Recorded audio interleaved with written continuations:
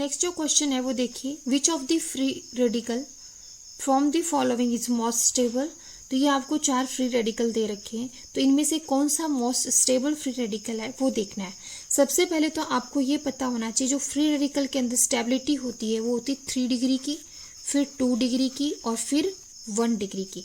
सबसे पहले आपको ये चेक करना है, ठीक है। उसके बाद में आपको अल्फा हाइड्रोजन चेक करने हैं, जिसके अंदर अल्फा हाइड्रोजन ज़्यादा रहेंगे उसकी स्टेबिलिटी क्या रहेगी, ज़्यादा होगी, ठीक है। अब इसमें चेक करते हैं, तो देखिए सारे के सारे जो फ्री रेडिकल हैं वो 2 डिग्री फ्री रेडिकल अपने को दे रखे हैं। 2 डिग्री क्यों कहा, क्योंकि जिस कार्बन के अंदर जो फ्री इलेक्ट्रॉन है वो कार्बन जो अनोदर 2 कार्बन से क्या है, एडेड है, इसलिए इनको सबको क्या कहा है, 2 डिग्री फ्री रेडिकल। अब इसमें सब में क्या कर लेंगे अपन, अल्फा हाइड्रोजन काउंट कर लेंगे। तो जिस कार्बन के ऊपर फ्री रेडिकल है उस कार्बन से अटैच जो कार्बन है उनके पास में जो हाइड्रोजन होंगे वो हाइड्रोजन क्या कहलाएंगे, अल्फा हाइड्रोजन, और वो पास वाले जो कार्बन है वो क्या कहलाएंगे, अल्फा कार्बन। तो देखिए इसके पास में 3 अल्फा हाइड्रोजन ये रहे और 1 अल्फा हाइड्रोजन ये रहा, टोटल कितने हो गए, 4। इसमें देखते हैं 3 अल्फा हाइड्रोजन ये रहे, 2 ये रहे, टोटल अल्फा हाइड्रोजन कितने हो गए, 5। इसमें यहाँ पे है तो 1 अल्फा हाइड्रोजन, दूसरा ये रहा, तो अल्फा हाइड्रोजन कितने हो गए, टोटल 2। इसमें चेक करते हैं 1 अल्फा हाइड्रोजन ये रहा और 2 अल्फा हाइड्रोजन ये रहे, तो टोटल अल्फा हाइड्रोजन कितने हो गए, 3। तो सबसे ज्यादा अल्फा हाइड्रोजन किसके अंदर है, इसके अंदर। तो इसका मतलब जो ऑप्शन बी है ये मोस्ट स्टेबल फ्री रेडिकल है। ओके, तो आंसर क्या हो गया, option B is right answer. Next question देखिए, ये भी अपना ऑर्गेनिक केमिस्ट्री से है। The major product of the following reaction. तो इसके अंदर आपको हेलो एल्केन दी हुई है, इसके अंदर आपको रिएक्शन किसके साथ करवाई है, एल्कोहलिक क्यूएच के साथ में, पोटेशियम हाइड्रोक्साइड। कौन सा लिया, एल्कोहलिक। तो ये जो रिएक्शन है बहुत ही इंपॉर्टेंट रिएक्शन है। इसके अंदर एक और क्वेश्चन आता है जो है एक्वस KOH लिया जाता है, ठीक है। जब अपन एक्वस KOH लेते हैं तो वहां पे सब्स्टिट्यूशन रिएक्शन होती है, ठीक है। और जब आप एल्कोहलिक KOH लोगे तो वहां पे एलिमिनेशन होता है, ठीक है। कौन सी रिएक्शन यहाँ पे होगी, एलिमिनेशन, और यहाँ पे कौन सी होगी, सब्स्टिट्यूशन। अब आपको ऑप्शन के क्वेश्चन के अंदर क्या दिया हुआ है, एल्कोहलिक KOH, इसका मतलब अपन इसमें क्या कराएंगे, एलिमिनेशन। अब क्या करोगे आप, एलिमिनेशन के अंदर अपने को पता है कि जो ब्रोमीन है, क्लोरो ग्रुप है, ये सारे सारे ग्रुप होते हैं, यदि एलिमिनेटिंग ग्रुप होते हैं तो इसके अंदर अपन क्या, कौन सा हाइड्रोजन निकालेंगे, वह हाइड्रोजन निकालेंगे जिससे आपको क्या हो, मोर सब्स्टिट्यूटेड एल्किन मिले। तो मोर सब्स्टिट्यूटेड एल्किन किससे मिलेगी, इस हाइड्रोजन से अपने को मिलेगी। तो ये वाला हाइड्रोजन रिमूव करेंगे तो यहाँ पे अपने को क्या मिलेगा, डबल बॉन्ड मिलेगा, मीन्स ये जो एल्किन है वो मिलेगी। तो ये एल्किन ऑप्शन डी के अंदर मिल रही है, means option D is right answer. B कैसे रॉन्ग हो गया, क्योंकि इसके अंदर देखिए ये वाला हाइड्रोजन रिमूव किया तो अपने को लेस सब्स्टिट्यूटेड एल्किन मिल रही है, इसलिए ये ऑप्शन अपना कैंसिल हो गया। और सी और ए ऑप्शन तो होगा ही नहीं क्योंकि उनके अंदर तो सब्स्टिट्यूशन परफॉर्म हो रहा है।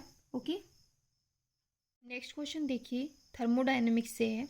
Delta H and delta E for the reaction, ये रिएक्शन दी हुई है, at constant temperature are related, ठीक है। तो अपने को पता है कि जो डेल्टा H इक्वल्स टू होता है delta E plus delta NG/RT, ये फॉर्मूला होता है। और डेल्टा NG की वैल्यू क्या होती है कि प्रोडक्ट के गैसेस मॉलिक्यूल्स माइनस रिएक्टेंट के गैसेस मॉलिक्यूल्स, ठीक है। तो अपन सबसे पहले क्या करते हैं, डेल्टा NG की वैल्यू कैलकुलेट कर लेते हैं। तो इसमें देखिए प्रोडक्ट्स के अंदर कोई सा भी कोई गैसेस मॉलिक्यूल्स नहीं है, इसलिए 0 माइनस। रिएक्टेंट के अंदर कितने गैसेस मॉलिक्यूल हैं, 3, तो क्या करोगे 3। इसका मतलब डेल्टा NG की वैल्यू अपने पास में क्या आ जाएगी, -3। नेक्स्ट देखिए इसके अंदर अपन जब वैल्यू पुट करते हैं डेल्टा NG की, तो delta H equals to delta E -3RT, means option अपने पास में कौन सा राइट हो गया, ऑप्शन डी इज राइट। देखो delta H equals to delta E -3RT। Okay, next question देखिए, a first order reaction is found to have rate constant K equals to दिया हुआ अपने 5.5 into 10⁻⁻14 per second. Find the half life of reaction जो first order reaction दी हुई है उसका जो रेट कांस्टेंट दिया हुआ है उसके बेस पे अपने को क्या करना है, हाफ लाइफ कैलकुलेट करनी है। तो अपने को पता है कि जो हाफ लाइफ का फॉर्मूला होता है फर्स्ट ऑर्डर रिएक्शन के लिए वो क्या होता है 0.693 डिवाइडेड बाई के। और जो रेट कांस्टेंट है के, इसकी वैल्यू आपको दी हुई है वो कितनी है, तो यहाँ पे पुट कर देंगे अपन 0.693 डिवाइडेड बाई 5.5 इंटू 10⁻⁻14 और सेकेंड इनवर्स।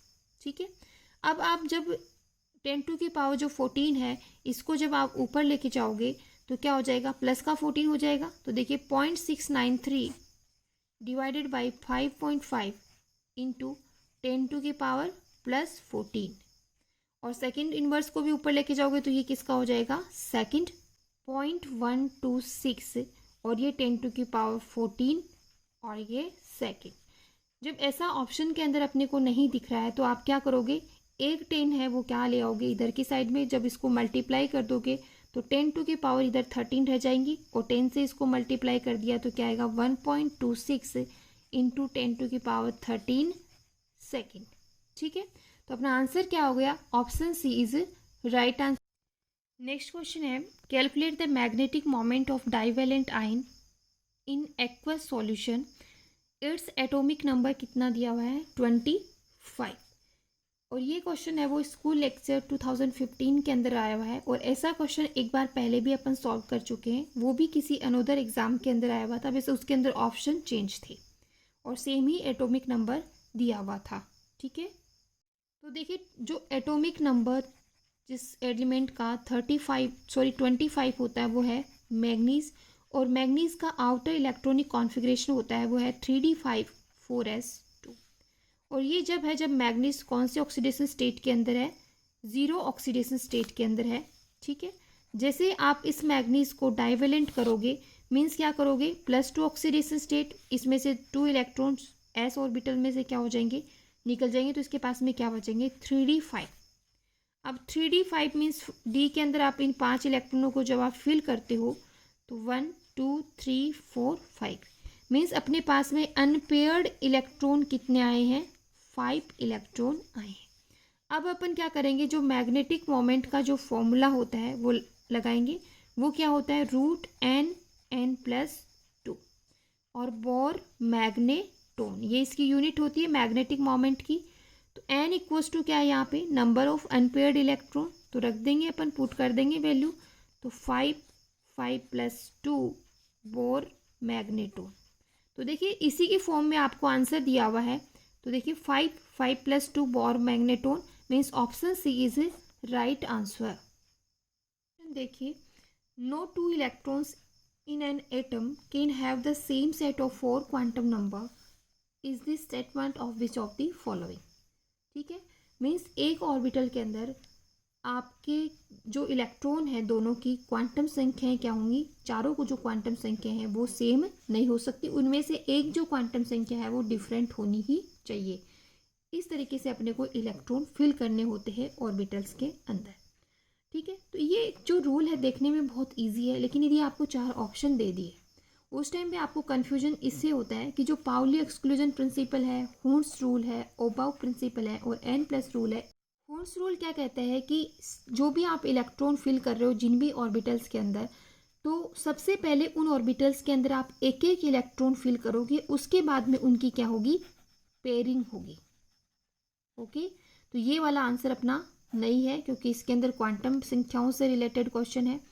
ओबाउ प्रिंसिपल क्या है, इसके अकॉर्डिंग जब आप सब सेल फिल करते हो तो सब सेल के अंदर सबसे पहले लोअर एनर्जी का सब सेल क्या होगा, फिल होगा, मीन्स उसके अंदर पहले इलेक्ट्रॉन आएंगे, उसके बाद में उससे ज़्यादा एनर्जी वाले सब सेल के अंदर इलेक्ट्रॉन्स फिल करने होंगे। ठीक है, और n+ रूल भी क्या है, ये एनर्जी को डिसाइड कर।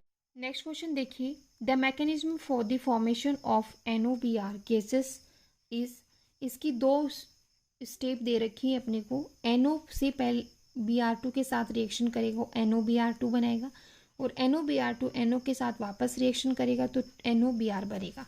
तो ये अपना फर्स्ट स्टेप है, इसके अंदर ये अपना क्या दिया हुआ है, सेकेंड स्टेप। ठीक है, और find the order of reaction with respect to NO। तो सबसे पहले अपने को ये पता है कि जो RDS कौन सा स्टेप होता है, रेट डिटरमाइनिंग स्टेप होता है, डिटरमाइनिंग स्टेप होता है। मीन्स अपन जब इस रिएक्शन के लिए रेट लिखेंगे तो वो कौन सी रिएक्शन के बेस पे लिखेंगे, जो आरडीएस है, जिसके अंदर रेट डिटरमाइनिंग स्टेप है, वो लिखेंगे। ठीक है, मीन्स सेकेंड स्टेप क्या है, जो सेकेंड रिएक्शन है वो रेट डिटरमाइनिंग स्टेप है। मीन्स रेट किस पे डिपेंड करेगी, इस सेकेंड स्टेप वाली रिएक्शन पे। तो रेट इक्वल्स टू क्या लिखोगे, के, और जो रिएक्टेंट है उनकी कॉन्सेंट्रेशन, तो NOBr2 की कॉन्सेंट्रेशन और इनटू NO की कॉन्सेंट्रेशन, और दोनों की पावर क्या आ जाएंगी, 1 1। और अपने को क्या पूछा है कि जो भी आप रेट ऑफ रिएक्शन लिखते हो उसके अंदर ऑर्डर ऑफ रिएक्शन किसके रेस्पेक्ट में पूछा है, NO के रेस्पेक्ट में। तो यहाँ पे order of reaction means power क्या है, NO की 1 है। इसका मतलब अपना आंसर क्या हो जाएगा, NO के रेस्पेक्ट में ऑर्डर ऑफ रिएक्शन वाला वो क्या है, option C is right answer. Next question देखिए, according to Huckel rule number of pi electron in anthracene. तो एंथ्रासीन के अंदर आपको पाई इलेक्ट्रॉन्स पूछे हैं। इजी क्वेश्चन है, बस आपको क्या पता होना चाहिए, एंथ्रासीन की स्ट्रक्चर आपको आनी चाहिए। तो देखिए एंथ्रासीन की स्ट्रक्चर के अंदर 3 बेंजी रिंग इस तरीके से क्या होती हैं, जुड़ी रहती हैं। फिर इसके अंदर अपन पाई जो बॉन्ड है उनको अरेंज कर देते हैं। ठीक है, तो अब देखिए इसके अंदर पाई इलेक्ट्रॉन पूछे हैं। तो सबसे पहले अपन पाई बॉन्ड काउंट कर लेते हैं। ठीक है, 2 ये रहे, 2 ये रहे, 4 5 6 7, तो total number of pi bond कितने हैं, 7। और एक पाई बॉन्ड के अंदर 2 इलेक्ट्रॉन काम में आते हैं, तो टोटल 7 है, तो 14 इलेक्ट्रॉन क्या हो गए इसके अंदर, पाई इलेक्ट्रॉन हो गए। तो अपना आंसर क्या आ गया, option C is a right answer. तो नेक्स्ट क्वेश्चन देखिए, ये क्वेश्चन है वो इलेक्ट्रोकेमिस्ट्री से आया हुआ है, जिसके अंदर कोलराउस लॉ की एप्लीकेशंस आती हैं उससे है। इसमें आपको इक्विवेलेंट कंडक्टेंस दी हुई है और ClCH2COH के लिए कैलकुलेट करनी है इक्विवेलेंट कंडक्टेंस। ठीक है, तो सबसे पहले आपको कैसे चेक करना है कि जो ClCH2COH जो कंपाउंड है वो कैसे बनेगा और किन कंपाउंड से बनेगा। अपने को कंपाउंड दिए हुए हैं ClCH2COO Na दिया हुआ है, इसके अलावा NaCl दिया हुआ है, इसके अलावा HCl दिया हुआ है। तो आपको इसको देखना है कि किससे ये फॉर्म होगा।